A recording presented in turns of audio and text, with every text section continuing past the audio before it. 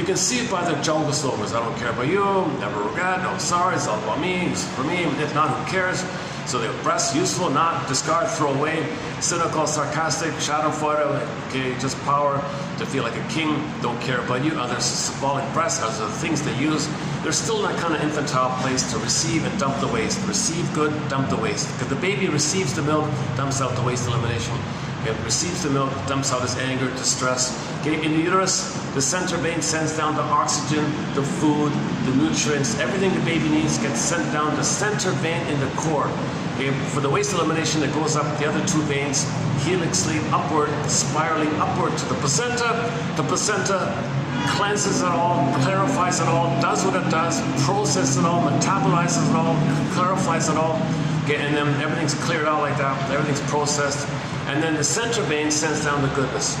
Okay, that's a stamp, that's like an imprint, that's a pattern for his life. He wants to get good, he's entitled, like the baby is entitled to get the goodness, and he's got to dump out the waste, and others are going to be dumped out in the waste.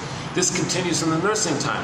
Baby receives the milk and the comfort and the smoothness with the breastfeeding, and his distress, his anger, his hate, mother's got to recognize it, metabolize it, like what the placenta does, the mother does psychologically in a thing called reverie and consideration, and so-called mentalizing, the so-called theory of mind, thinking about what the baby's going through, trying to understand what the baby's going through, aha, I get it, and then she responds accordingly. Like in this experience takes place. So baby can send out his distress, mother will process it in her thinking and send down the goodness. Baby can send out his anger, mother will send out love. Baby sends out anger, mother sends out same kind of thing.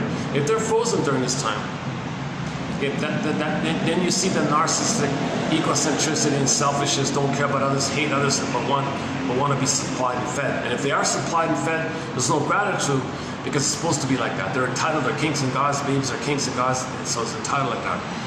The psychic structure needed for gratitude is having an I.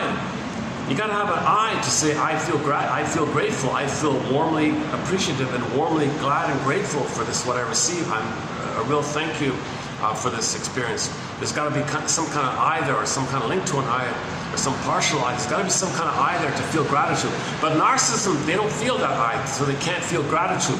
Narcissists don't feel gratitude, put it that way. They feel entitlement, not gratitude. Gratitude comes on later on, as with all the other quote-unquote more human side of being human.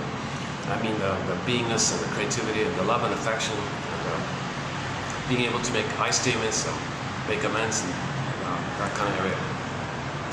Okay, so in the narcissistic category, okay, so you got the cookie cutter exhibitionistic type, but that's not the only personality MPD type. Okay, that's like the active exhibitionistic one. You also have the